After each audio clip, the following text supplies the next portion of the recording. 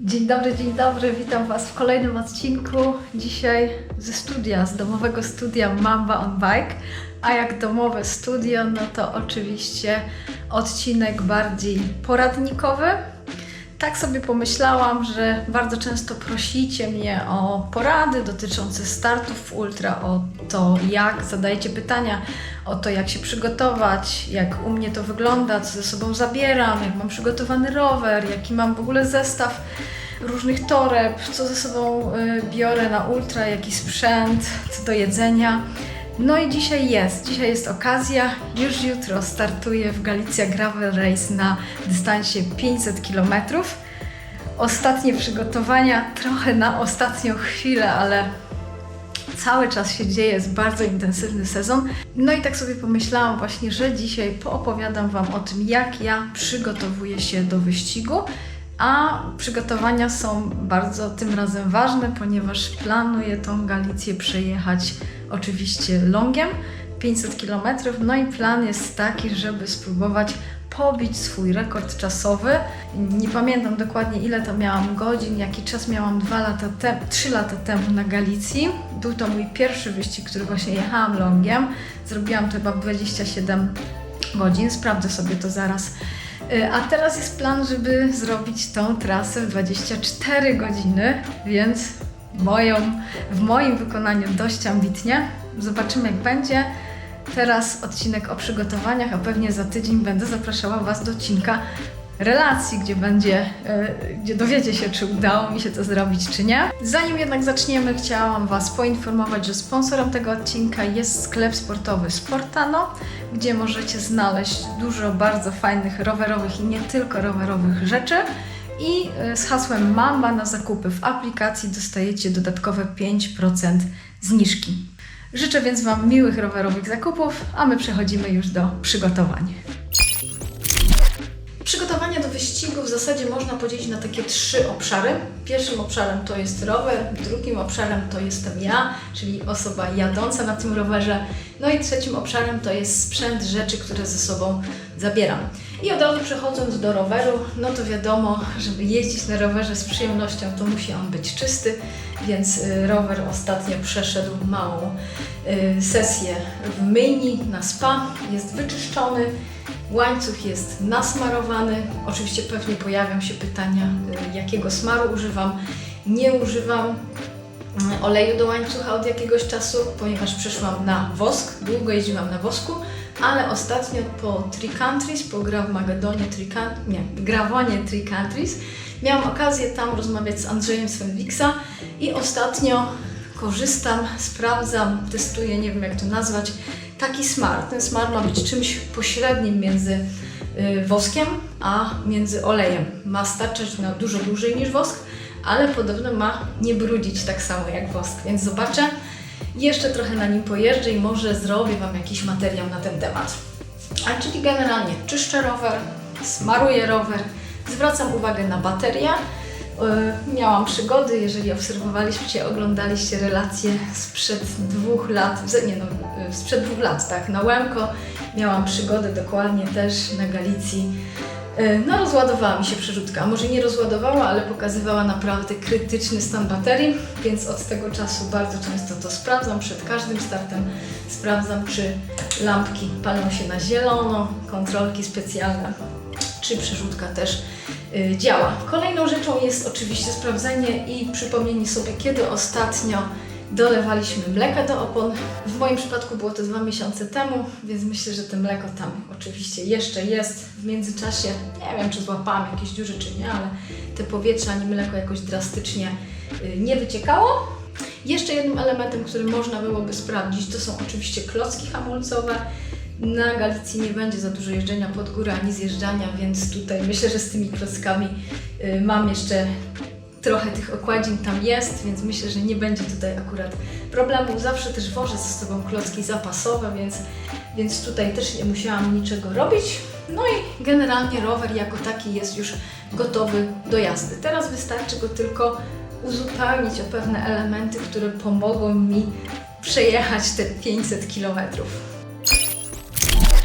No i teraz przechodzę do bardzo ważnej rzeczy, a mianowicie planów na ten wyścig. Moim planem jest oczywiście zrobienie tych 500 km longiem, zmieszczenie się w limicie czasu 24 godzin i w związku z tym na tym jak gdyby bazuję, na tym planie bazuję, wybierając rzeczy, które ze sobą zabiorę i te rzeczy w jakiś sposób jakby umieszczę na rowerze, czy też włożę do plecaka, do nerki, czy coś tam, czy cokolwiek ze sobą planuję zabrać. No i tym razem na Galicję zdecydowałam się nie zabierać ze sobą bidonów.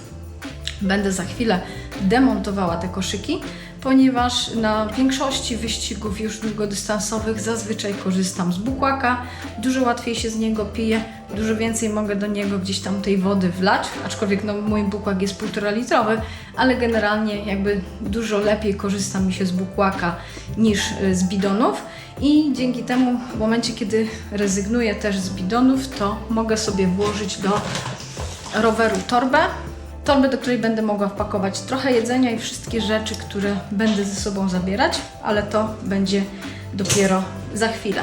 Gdyby to był wyścig trochę krótszy, no to na pewno znowu zdecydowałabym się może na zabranie tylko torebki tutaj na górną ramę, zdecydowałabym się może tylko na zabranie jakiegoś food poucha albo ewentualnie jakiegoś kanistra z przodu na kierownicę.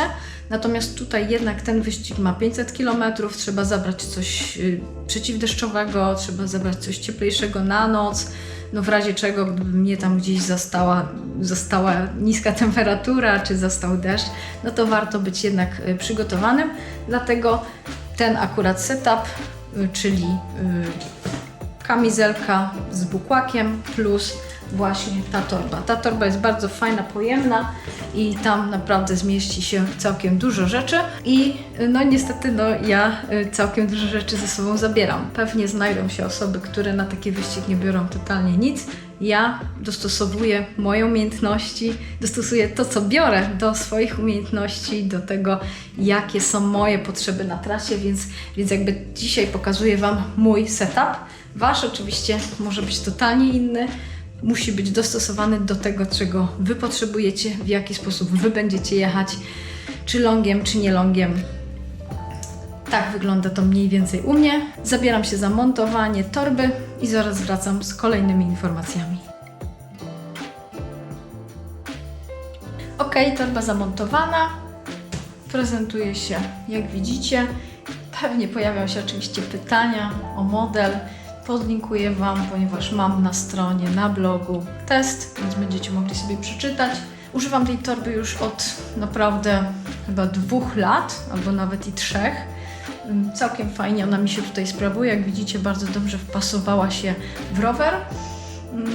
Przeczytajcie sobie recenzję, natomiast wiem też, że bardzo często ludzie narzekają, że gdzieś tam ta torba jest klejona i ona się gdzieś tam rozkleja. Mi takie coś na razie na szczęście się nie podziało. Trzymam kciuki, żeby dalej ona gdzieś tam funkcjonowała. No i tu pewnie za chwilę będę pokazywać Wam, co wkładam. Druga rzecz, drugą torbę, którą mam zawsze ze sobą, no to oczywiście jest podsiodłówka. Na temat podsiodłówki w zasadzie też mam materiał chyba filmowy, czy na blogu też, nie pamiętam. Też Wam go oczywiście podlinkuję, no bo to jest drugie bardzo ważne pytanie, co ze sobą zabieram, jeżeli chodzi o narzędzia. Poczekajcie, ściągnę tą torbę i mówię o narzędziach. Narzędzia. Nie będę tutaj jakoś strasznie odkrywcza, co ze sobą biorę. Mam ze sobą klucz taki na, nie wiem jak to się nazywa, wymienne końcówki. Bardzo fajnie to działa, bardzo go lubię. Dzięki temu, że ma 2 wejścia na te końcówki, no to jestem w stanie odkręcić nim bardzo wiele rzeczy, nawet z takim gdzieś tam trudnym dostępem. Zapięcie. Bardzo często pytacie, jakiego zapięcia używam, jak zabezpieczam rower na takich wyścigach, czy czasami na bikepackingach. No to jest to popularny abus, widzicie, już dosyć mocno zniszczony. Mam nową wersję tego zapięcia, ale jeszcze nie zdążyłam jej w zasadzie nigdy użyć, cały czas używam tego starszego. Mam też sznurek, co tu mam? Łyżki oczywiście trzeba mieć do opon. Mam pompkę, Mam też pompkę na nabój, rękawiczki. Oczywiście gdzieś tu powinien być sam nabój. Jest i nabój. Odkręcacz do koła. Samuraje do opon bezdętkowych. Tutaj taki zestaw naprawczy Restrapa, teoretycznie do opony. Włożę go na zasadzie jakiegoś tam przydasia. Gumowy pasek do przyczepiania różnych rzeczy, czy roweru, czy coś. Może to się przydać naprawdę w różnych dziwnych sytuacjach. Rzep. Mam też jeszcze takie małe rzepy. Strasznie dużo ich włożę, nie wiem po co. Szmatka, stary komin z Liwa, służący jako szmatka do wycierania napędu. Smar, nie smar, a w zasadzie squirt, wosk, ale w sumie mam nadzieję, że nie będę go musiała używać, ponieważ jadę na smarze z Fenwixa. Zobaczymy. Jeszcze tutaj w takiej małej kieszonce mam gadżety typu zapasowy wentyle, klucz do wentyli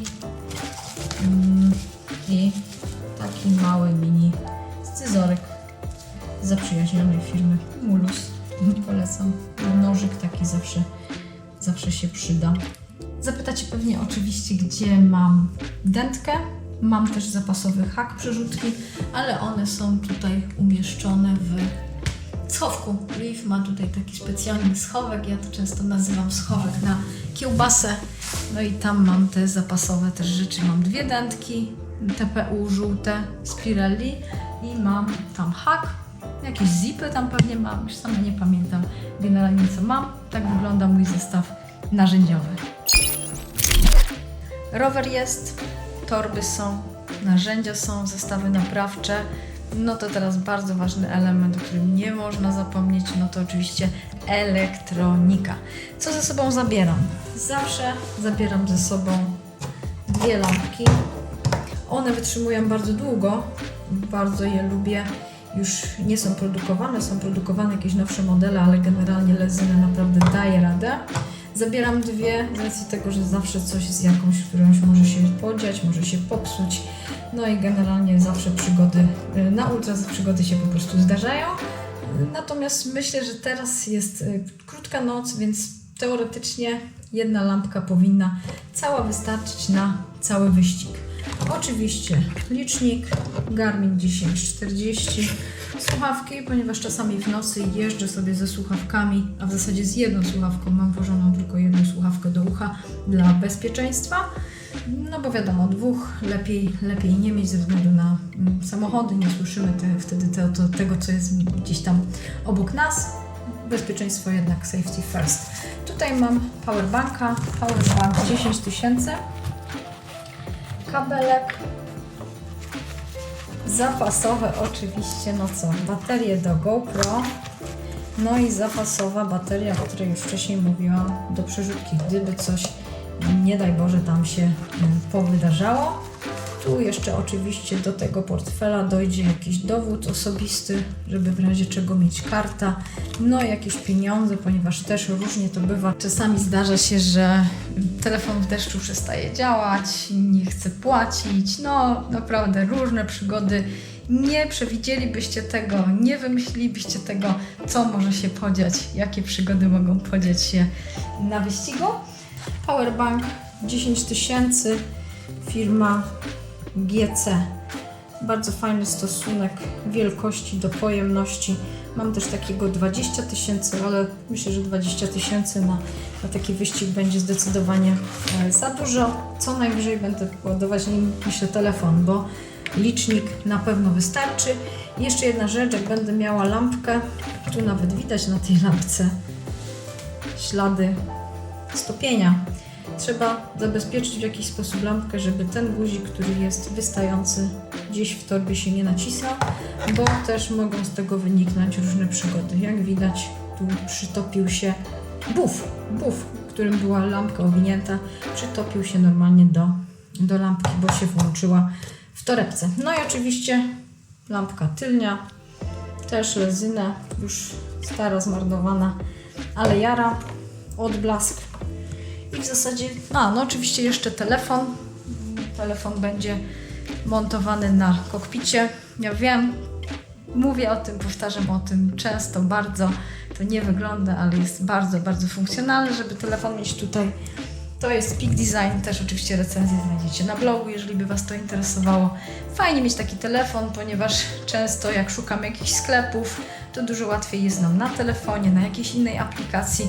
No w momencie też, gdybyśmy, nie wiem, licznik przestał działać, no to też telefon może nam posłużyć za nawigację. Jak go mamy tutaj, to dużo łatwiej to jest niż gdzieś tam wyciągać sobie z kieszeni. No i oczywiście ja robię dużo relacji, dużo zdjęć też z telefonu, więc tutaj posiadanie telefonu zamocowanego na kierownicy dla mnie jest naprawdę mega, mega wygodne.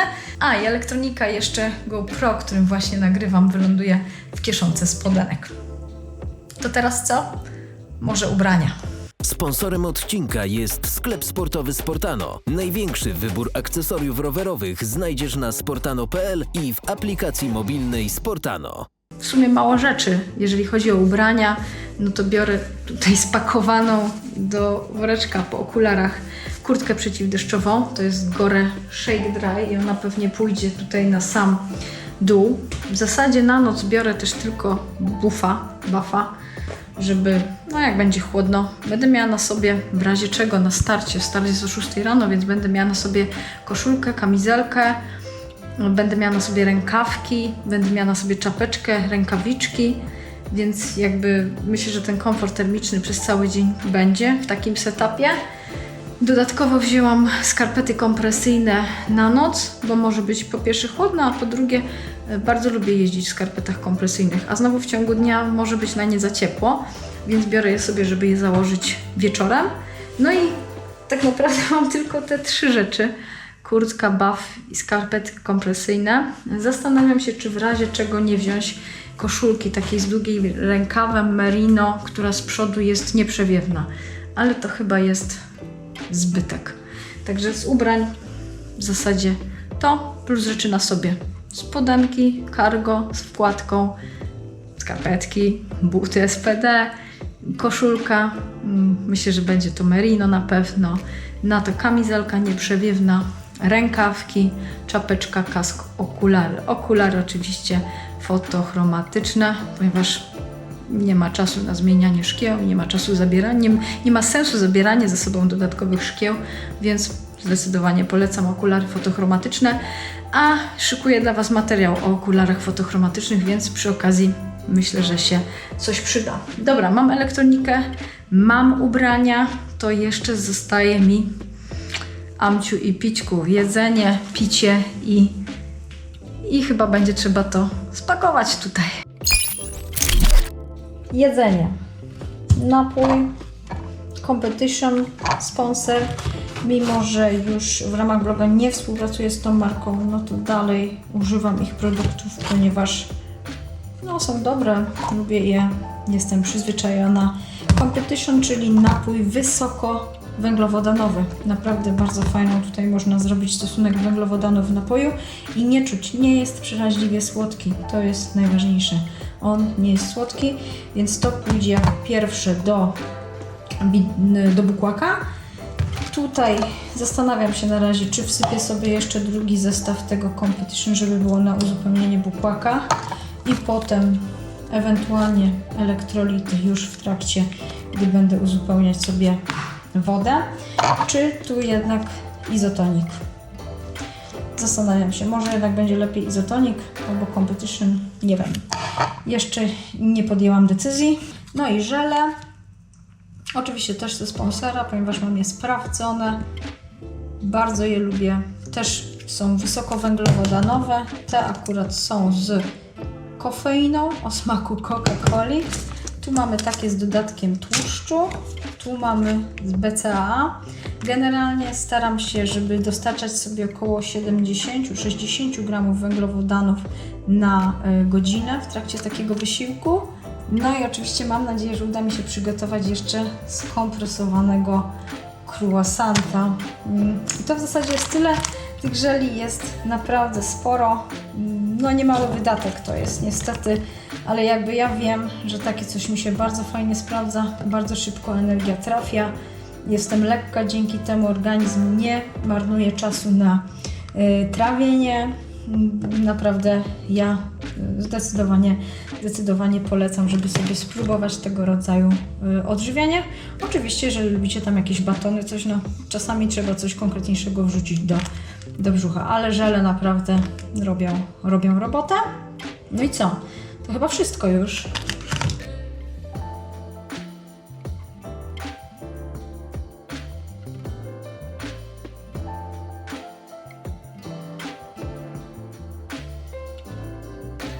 No i tak to wygląda.